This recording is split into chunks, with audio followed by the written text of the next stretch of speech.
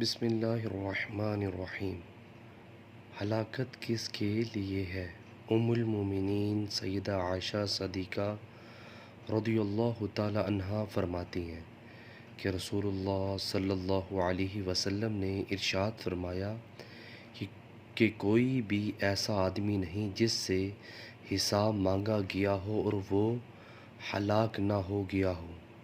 میں نے عرض کیا، اے اللہ کے رسول صلی اللہ علیہ وسلم، کیا اللہ تعالیٰ نے حساب یسیرہ یعنی آسان حساب نہیں فرمایا؟ تو آپ صلی اللہ علیہ وسلم نے ارشاد فرمایا، یہ تو پیشی ہے، لیکن جس سے حساب مانگ لیا گیا وہ ہلاک ہو گیا۔ صحیح مسلم کی حدیث۔ ویورز، اللہ تعالیٰ سے تو اللہ تعالیٰ ہمیں بھی ہدایت عطا فرمائے آخرت کی تیاری کرنے کی۔ ویڈیو کو شیئر کریں اور کمنٹس باکس میں اپنی قیمتی رائے کا ضرور اظہار کیجیے۔